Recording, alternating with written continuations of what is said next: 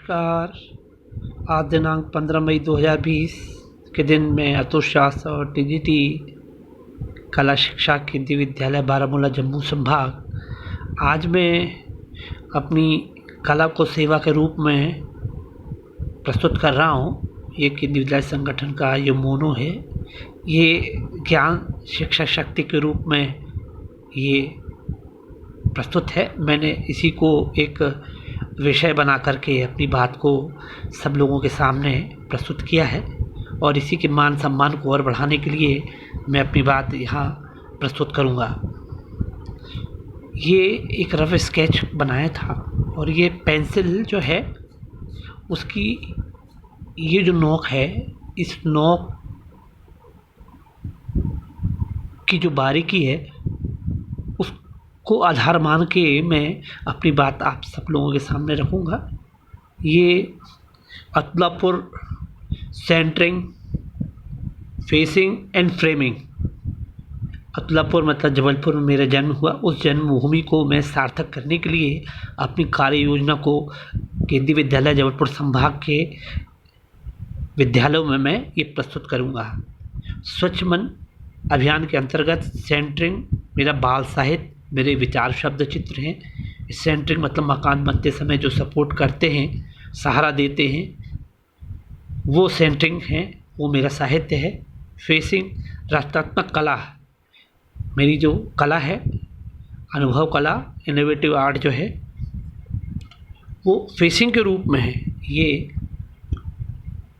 एक पेड़ लगा हुआ है, उसमें जो फूल हैं वो बच्चों की कोमल भावनाओं की तरह है और मेरे जो कला है जो है वो फेसिंग के रूप में है, उनके संरक्षण के रूप में है। और तीसरा है फ्रेमिंग। फ्रेमिंग में विद्यालय की प्रार्थना, मेरा गीत संगीत, मेरे गीत, देशभक्ति गीत और मेरे रोचक मेरा प्रेम व्यवहार। तो एक भारत श्रेष्ठ भारत के आदर्श निर्माण योजना के अंतर्गत मैं बच्चों को लेखनी कला के माध्यम से प्रोत्साहन दूंगा। ये देखिए जैसे मैंने कार्य किया था, ये इन बच्चों के विचार हैं। इस तरह से इन्होंने अपने विचारों को प्रस्तुत किया जिससे कि उनके जीवन में परिवर्तन आया और वो सफल हुए। इस तरह की योजना भी विद्यालयों में होना चाहिए।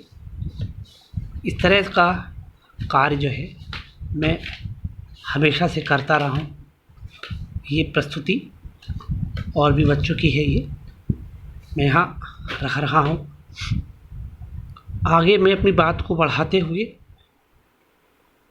बढ़ रहा हूँ। देखिए ये है, बच्चों को खुशी प्राकृतिक रूप से होना चाहिए। ये नेचर और इसमें बच्चे शामिल हो रहे हैं, ये देखिए।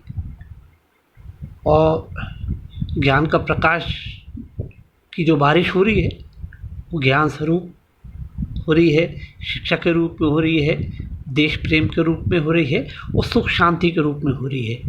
ये भावनाओं को मैंने यहाँ पे प्रस्तुत किया है।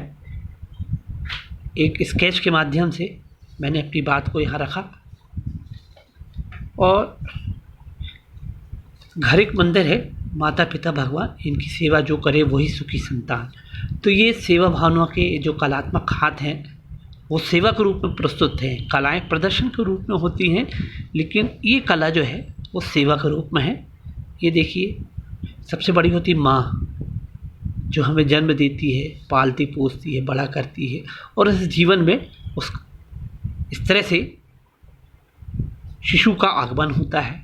ये उस विस्तार रूप है और इस तरह से ये बच्चे का जन्म ये स्थान से आया और इस घर में ये प्रवेश किया। तो ये जो ज्ञान स्वरूप ज्योति जल रही है, इसमें ये बच्चा जो है वह लेटा हुआ है, वो ये घर की रोशनी है।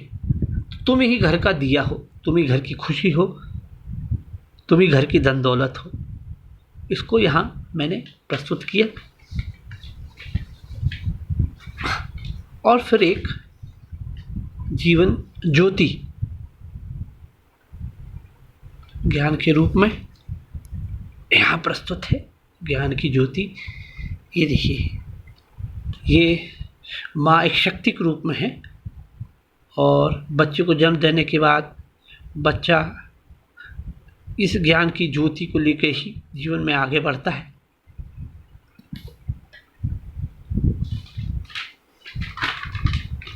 और ये है उसके पद चिन्ह। जब वो स्कूल में एडमिशन लेता है तो ये उसके पद चिन्ह है और ये शिक्षा का बोझ लिए हुए जीवन में आगे बढ़ रहा है। 7 स्तर हैं, 1 2 3 4 5 6 7। तो 7 स्तर के बाद उसको अपने जीवन की मंजिल मिलती है और वो त्रिकोण के रूप में, तीर के रूप में उसको मंजिल मिलती है। उसका जीवन संघर्ष में रहता है। देखिए, आज के वातावरण को देखते हुए आधुनिकता सब तरफ है, अपेक्षाएं बहुत हैं, सामाजिक मान्यताएं बहुत है, अशांति भी है सब तरफ, अविश्वास की भावना भी है। वातावरण भी देखिए कैसा हो रहा है, कहीं अच्छा है कहीं बुरा है, भय है, डर भी व्याप्त है, बेईमानी भी है, ईमानदारी भी है, स्वास्थ्य भी है, उसको भी देखना है, स्वच्छता है, अस्वच्छता भी है, दर्द है, रिश्तों में दर्द है और कई मीठे रिश्ते भी हैं, मिलावटें भी हैं, महंगाई भी है, तनाव भी है, खुशियाँ भी हैं, सुरक्षा भी है, असुरक्षा की भावना भी है, प्रतिस्पर्धा का बहुत दौर है, बेरोजगारी है, आरक्षण है, अपेक्षाएं बहुत हैं और ये है जीवन का संघर्ष। और इसी संघर्ष का नाम हमने प्रस्तुत किया है। और बच्चों के जीवन में जो दूसरी परेशानी है वो है अश्लीलता। आधे से ज़्यादा बच्चे जो हैं इसी प्यार की समझ न होने के कारण स्कूलों में नहीं पढ़ पा रहे हैं, जिसका कारण बहुत बड़ा है। और इसका एक फैक्टर जो है वो है मोबाइल। ये मोबाइल के कारण कितनी परेशानी बढ़ रही है। ये मोबाइल अच्छा भी है लेकिन इसके जो दुष्परिणाम हैं वो भी बहुत हैं। अपन इसको इस भाव में देख सकते हैं, अगर हम इसका ज़्यादा उपयोग करें तो इसके दुष्परिणाम भी बहुत घातक होते हैं। इसका रेडिएशन का खतरा ज़्यादा रहता है। सब तरफ तरह तरह की बीमारियां बढ़ रही हैं।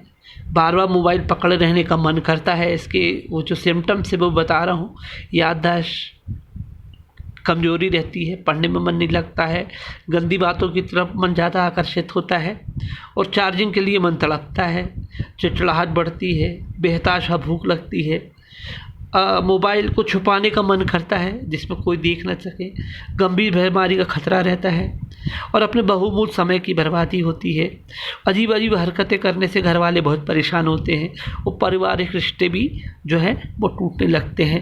तरह तरह की मानसिक बीमारियों का खतरा रहता है और संयम अगर बढ़ता जाए तो इसके दुष्परिणाम से बचा जा सकता है। मतलब ये है कि इस मोबाइल का कम से कम उपयोग किया जाए, वो बहुत अच्छा है। और इन सब छोटी बातों को मैं कहने के लिए यहाँ उपस्थित हुआ था। मेरी बात अभी भी लगातार चलती रहेगी। अगले वीडियो में मैं फिर और कोई एक नई रोचक बात आपको इस छोटी सी पेंसिल के माध्यम से एक चित्र के द्वारा मैं प्रस्तुत करूँगा। धन्यवाद। जय हिंद, जय भारत। शुक्रिया।